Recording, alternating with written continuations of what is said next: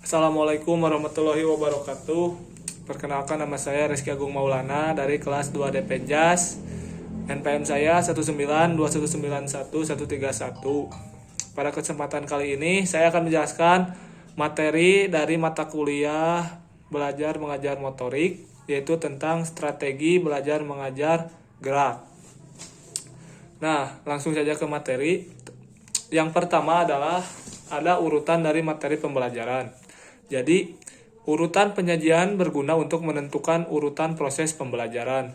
Tanpa urutan yang tepat, jika di antara beberapa materi pembelajaran mempunyai hubungan yang bersifat prasyarat atau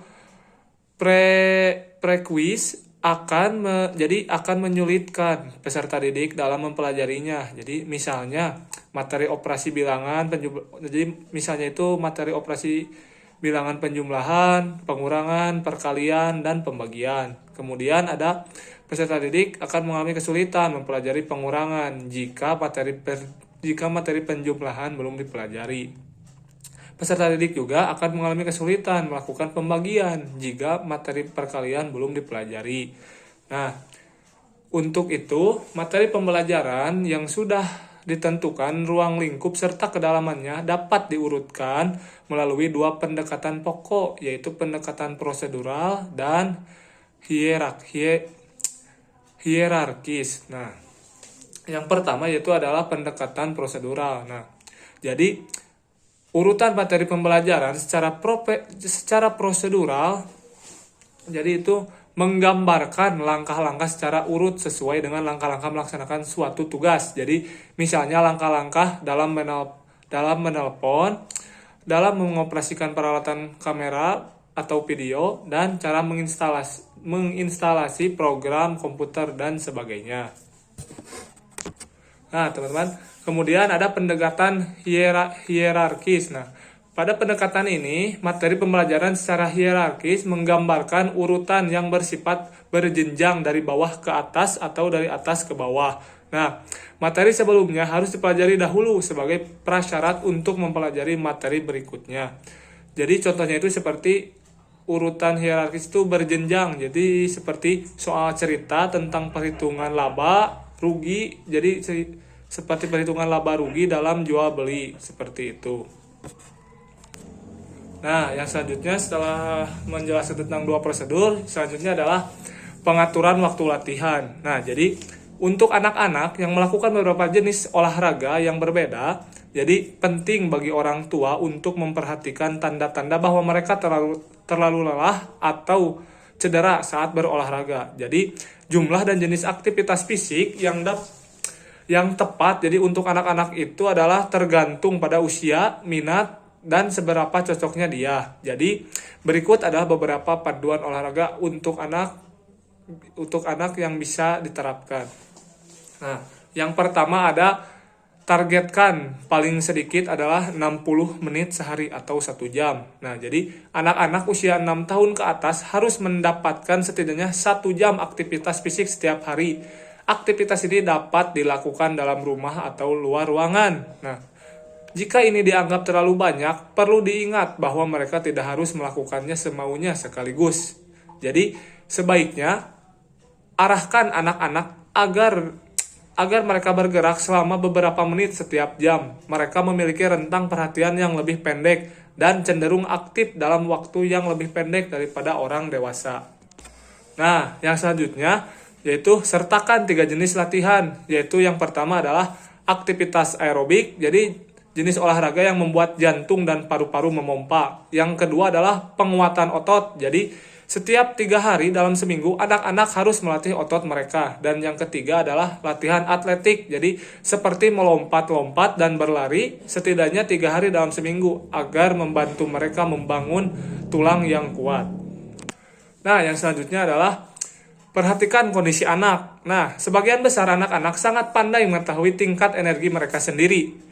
Jika anak-anak diizinkan untuk bergerak ketika tubuh mereka tahu jadi mereka itu tidak mungkin akan bergerak terlalu banyak. Nah, masalah itu akan terjadi lebih umum ketika anak-anak Jadi ketika anak-anak mulai mengikuti jadwal latihan suatu olahraga, nah jadi anak-anak berkembang pada tingkatan yang berbeda dan beberapa dapat menjalani lebih banyak aktivitas daripada yang lain.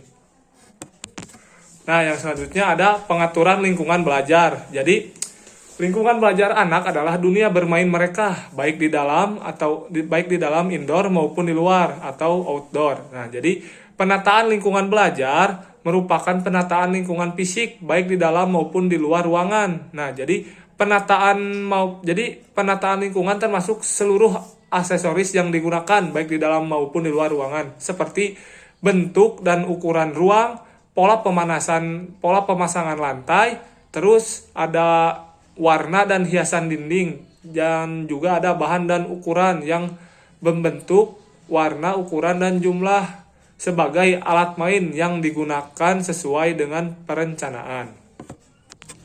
Yang selanjutnya adalah metode mengajar. Nah, jadi dalam metode mengajar ini, strategi yang digunakan sebagai alat untuk mencapai tujuan belajar mengajar tersebut. Jadi pemilihan dan penentuan metode mengajar yang tepat akan mengakibatkan pencapaian tujuan belajar mengajar secara efektif dan efisien. Jadi tujuan belajar mengajar tertentu akan membutuhkan metode mengajar tertentu pula. Nah, jadi di sini juga ada macam-macam metode mengajar.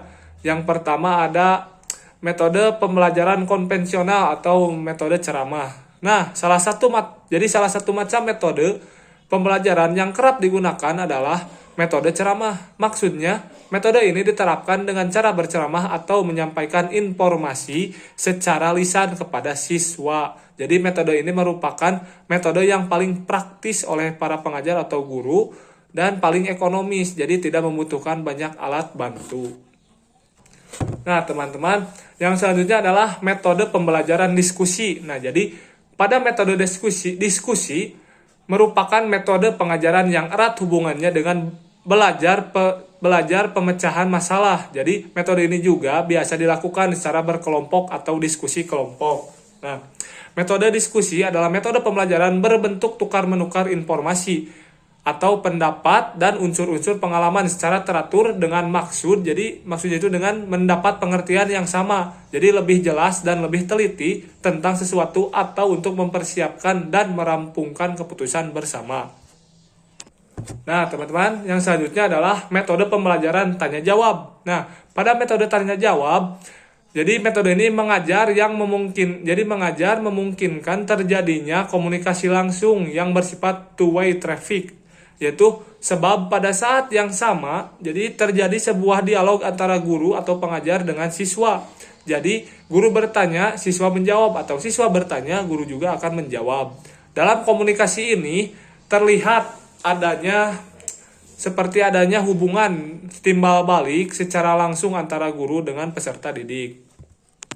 Yang selanjutnya kembali yaitu ada metode pembelajaran demonstrasi. Nah, pada metode demonstrasi dan eksperimen merupakan metode mengajar yang sangat efektif.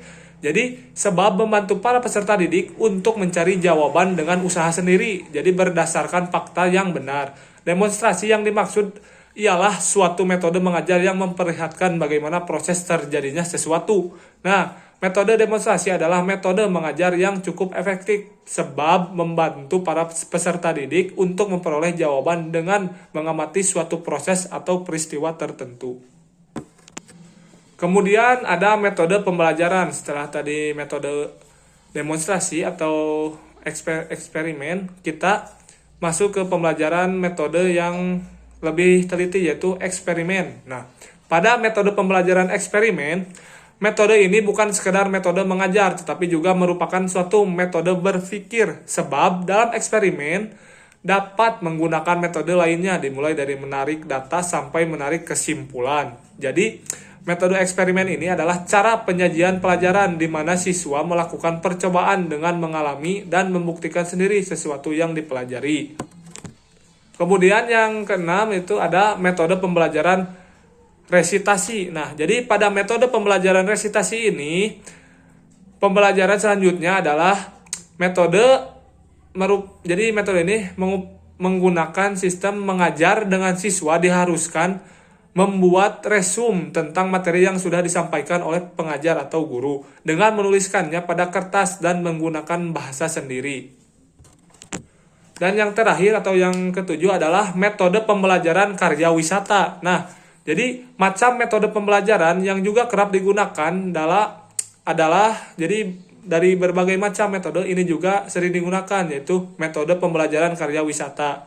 Nah, pada metode ini jadi di sini berarti kunjungan di luar kelas. Nah, jadi karya wisata ini di atas tidak mengambil tempat yang jauh dari sekolah atau tempat lembaga pendidikan tersebut. Jadi tidak memerlukan waktu yang lama. Jadi karya wisata dalam waktu yang lama dan tempat yang jauh disebut study tour.